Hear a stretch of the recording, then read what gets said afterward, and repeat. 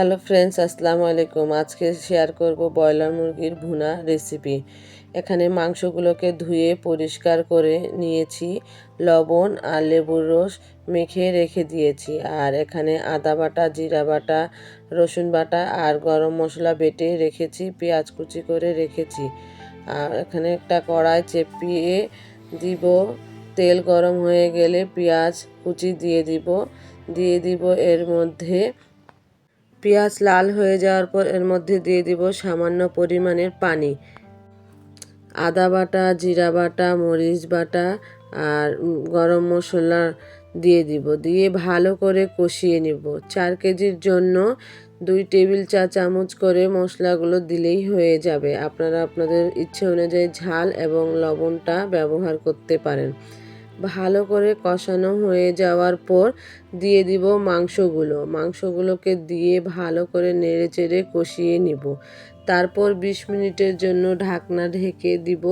Broiler মুরগিতে যেহেতু অনেক পানি ছাড়ে, এর মধ্যে কোনো প্রকারের পানি ব্যবহার করব না। দেখতে পাচ্ছেন কত পানি ছেড়ে দিয়েছে। আবারও ভালো করে কিছুক্ষণ কষিয়ে নিব। কষানো হয়ে গেলে 10 মিনিটের জন্য ঢাকনা চেপে দিব, যেহেতু মাংসটি সিদ্ধ হয়নি। আর ব্রয়লার মুরগি সিদ্ধ হতে কিন্তু বেশিক্ষণ সময় লাগে না, 20 থেকে 30 মিনিটের মধ্যেই মাংসটি রেডি হয়ে যাবে। আপনারা আলতো হাতে ভালো করে কষিয়ে নেবেন। কতগুলো পানি ছেড়ে দিয়েছে, এগুলো কিন্তু এখন আঁচ বাড়িয়ে দিয়ে তারপর কিন্তু কষিয়ে নিতে হবে, না হলে মাংসগুলো বেশি সিদ্ধ হয়ে যাবে। এই যে দেখতেই পাচ্ছেন আমার মাংসগুলো প্রায় ভাজা হয়ে গিয়েছে। এই পর্যায়ে হাত থামানো যাবে না, ভালো করে কষিয়ে নিতে হবে, না হলে নিচে লেগে যেতে পারে।